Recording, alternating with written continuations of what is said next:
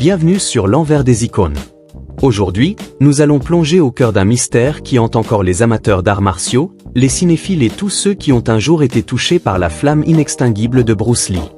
Le 20 juillet 1973, à seulement 32 ans, le dragon s'éteint brutalement à Hong Kong, laissant derrière lui un vide que personne n'a jamais comblé.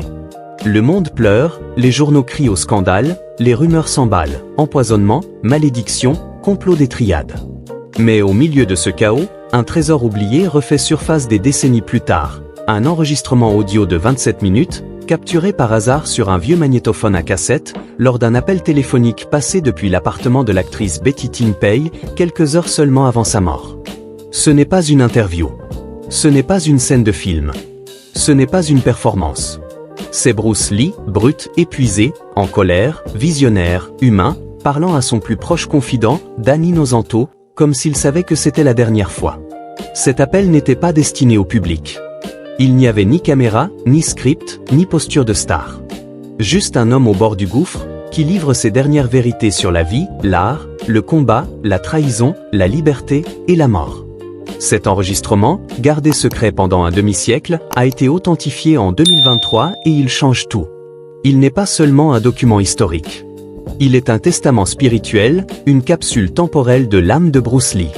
Restez avec moi jusqu'à la toute fin, car je vais vous révéler chaque mot de cet appel, avec le contexte complet, les témoignages de ses proches, les analyses des experts, les détails médicaux, les trahisons d'Hollywood, et les implications profondes sur son héritage immortel.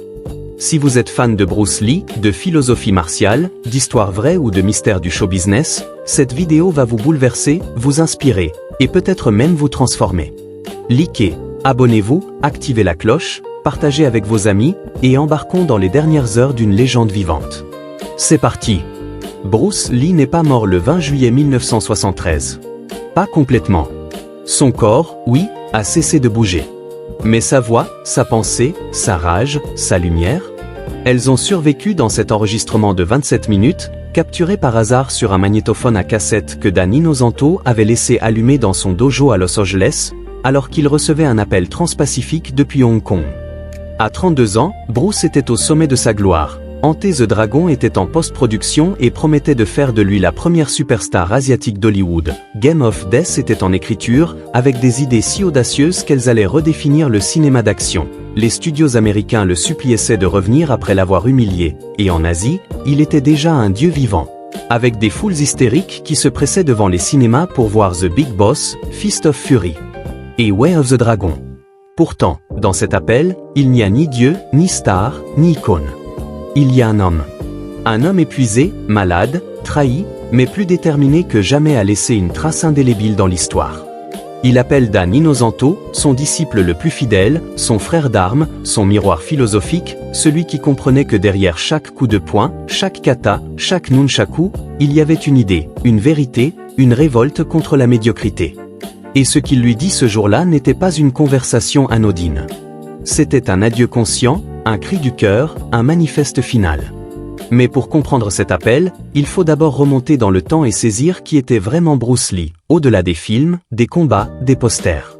Né Lee Jun-fan le 27 novembre 1940 à San Francisco, il grandit à Hong Kong dans les rues tumultueuses de Kowloon, où les bagarres de gangs sont quotidiennes. À 13 ans, il commence le Wing Chun sous la tutelle du maître Ip Man, non pas pour la gloire, mais pour survivre. Il est petit, maigre, myope, mais déjà doté d'une vitesse surnaturelle et d'une intelligence acérée. À 18 ans, il retourne aux États-Unis avec $100 en poche, un billet aller simple et une conviction absolue. Les arts martiaux traditionnels sont des reliques. Ils sont beaux, mais inefficaces face à la réalité du combat. Il ouvre une école à Seattle, puis à Auckland, et fait ce qui est impensable à l'époque, il enseigne à des blancs, des noirs, des femmes, des enfants, brisant les tabous raciaux et culturels des maîtres chinois qui veulent garder le Kung Fu secret. Il défie les anciens, refuse les dogmes, et crée le Jeet Kune Do, qui n'est pas un style, mais une philosophie vivante. Absorber ce qui est utile, rejeter ce qui ne l'est pas, ajouter ce qui vous est propre. Il n'enseigne pas des formes. Il enseigne l'adaptation, la fluidité, l'expression de soi. En 1964, au tournoi de Long Beach, il humilie les champions de karaté avec son One Inch Punch, un coup de poing dévastateur lancé à 1 pouce de distance. En 1967, il bat Victor Moore, champion du monde, en quelques secondes. Hollywood le remarque. Il devient consultant sur The Green Hornet, joue Kato, mais refuse d'être le sidekick éternel. Il veut être le héros. Il propose The Warrior, une série sur un maître chinois errant dans l'Ouest américain, utilisant son esprit et ses points pour survivre. Warner Bros vole l'idée, la donne à David Carradine en Yellowface, et sort Kung Fu en 1972. Bruce est dévasté. Pas par jalousie. Par trahison raciale. On lui dit, l'Amérique n'est pas prête pour un héros asiatique. Il retourne à Hong Kong, signe avec Golden Harvest, et explose. The Big Boss, 1971, casse les records au box-office asiatique. Fist of Fury, 1972, voit Bruce détruire un panneau « No Dogs or Chinese Allowed » d'un coup de pied légendaire. Way of the Dragon, 1972, le met en scène face à Chuck Norris dans le Colisée de Rome, une chorégraphie qui reste gravée dans l'histoire du cinéma. Il écrit, réalise, produit, chorégraphie, joue. Il devient le premier super-héros asiatique mondial. Hollywood revient, la queue entre les jambes. Enter the Dragon est tourné. Le monde retient son souffle. Mais Bruce paie le prix. Un prix terrible. Depuis mai 1973, son corps lâche. Le 10 mai, sur le plateau de Enter the Dragon, il s'écroule en pleine scène. Il convulse, perd connaissance, tombe dans le coma. Les médecins diagnostiquent un édème cérébral, un gonflement du cerveau dû à une accumulation de liquide. Ils lui injectent du mannitol, un diurétique puissant, et lui ordonnent de ralentir. Il refuse. Il dort 3 heures par nuit, s'entraîne 6 heures par jour avec des poids, des sprints, des isométries, des étirements si extrêmes qu'ils en deviennent punitifs. Il pèse 58 kg au lieu de 65, son visage est creusé, ses yeux cernés, ses migraines sont quotidiennes, violentes, insupportables. Il cache tout. À Linda Licadwe, sa femme, il dit « Je vais bien, ne t'inquiète pas ». À ses amis, il plaisante « Je suis plus rapide que jamais ». Mais dans son journal intime, un carnet en cuir qu'il garde toujours près de son lit, il écrit des phrases cryptiques, presque prophétiques. « Être comme l'eau, mais aujourd'hui, sois immobile ». Il sent quelque chose. Il le sait. Il sent que le temps file. Il sent que son corps, cette machine parfaite qu'il a sculptée pendant des années, commence à trahir sa volonté. Il sent que la mort rôde, non pas comme une ennemie, mais comme une compagne silencieuse. Le 20 juillet 1973, il a une journée chargée, réunion avec Raymond Shaw, producteur de Golden Harvest, pour discuter des finitions de Enter the Dragon, rendez-vous avec Betty Ting Pei pour réviser le script de Game of Death, un film où il veut explorer la mort, la renaissance, l'immortalité à travers le combat. Il arrive fatigué, nerveux, mais déterminé. Il travaille. Il rit. Il corrige des dialogues. Puis, vers 16h30, il demande à sortir 5 minutes pour téléphoner. Il monte sur le balcon de l'appartement, face à la baie de Hong Kong, le soleil couchant qui dort l'eau, et compose le numéro de Danny Nosanto à Los Angeles. Et là, l'appel commence. L'enregistrement démarre au milieu d'une phrase, comme si le magnétophone avait été activé par accident. La voix de Bruce est rauque, tendue, électrique, marquée par la fatigue, la caféine et une colère contenue. Pas de salut. Pas de « comment vas-tu ?»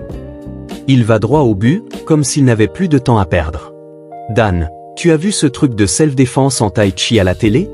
C'est pathétique. Tout est de la posture, du cinéma. Si tu avais été là avec moi, avec les étrangers à côté, à regarder ces clowns faire leurs mouvements de danse, tu aurais eu honte pour eux. » Dan rit nerveusement, essaie de désamorcer. Bruce continue, furieux, implacable. Ils se pavanent, font des katas, des gestes élégants, mais dès qu'il y a contact réel, ils paniquent. Ils s'accrochent, ils luttent comme des gamins, ils tombent essoufflés après 2 rounds. Même à Hong Kong, on appelle ça des bagarres d'enfants. Dan essaie de calmer. Ouais, c'est comme une bagarre de rue, sans règles. Bruce coupe net, la voix tranchante comme un sabre. Non. Une bagarre de rue, c'est au moins honnête. Là, c'est du spectacle vide. Regarde Joe Frazier. Lui, il utilise ses outils. Il est implacable, il avance, il ne recule jamais. Ces mecs? Des amateurs. Des lâches. Ils ne savent pas ce que c'est que de se battre pour de vrai. Puis, le ton change. Il baisse la voix. Il devient grave, presque prophétique, comme s'il parlait depuis un autre monde. Écoute, Dan. Ce que je veux faire avec le cinéma, ce n'est pas juste faire des films. C'est élever le niveau. Pas seulement à Hong Kong. Dans le monde entier. Je veux que l'Occident respecte notre art, notre culture, notre vérité. Pas pour l'argent rapide. Pas pour la gloire. Pour l'honneur. Dan, ému, sent la profondeur du moment. Tu as une mission, Bruce. Une vraie mission. Bruce acquiesce, même si Dan ne peut pas le voir. Exactement. J'ai refusé Warner Bros. Ils voulaient me ramener pour une série TV, me remettre dans une case. J'ai dit non. Je vends ma maison à Los Angeles. Je repars de zéro. Je n'emmène que mes livres, mes vêtements, mes idées.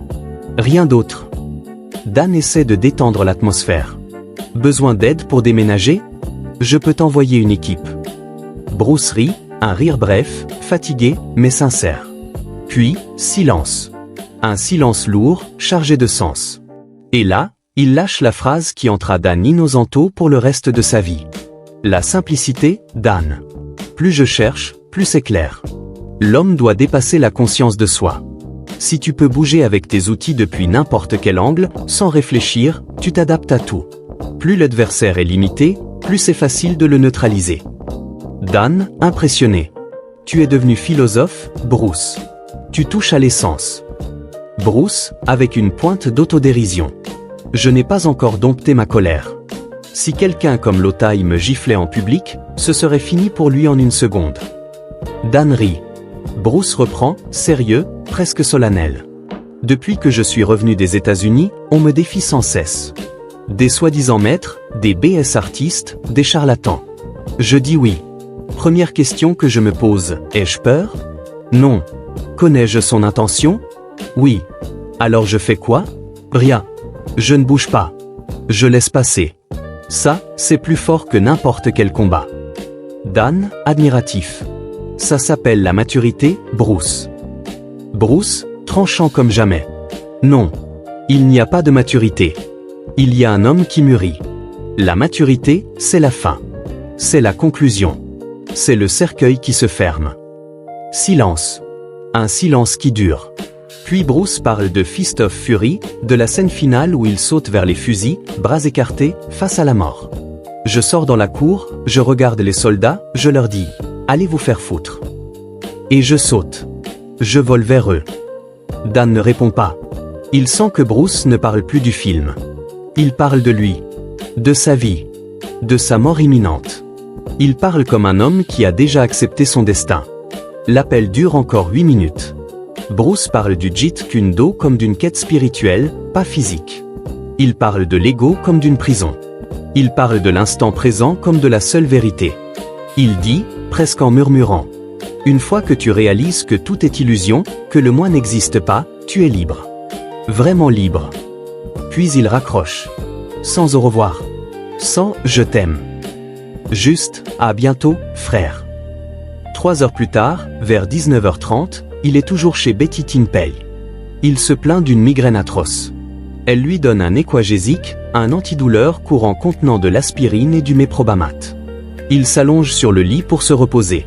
Il ne se réveille jamais. À 23h30, Betty appelle les secours. Bruce est inconscient. Il est transporté à l'hôpital Queen Elizabeth. À minuit, il est déclaré mort.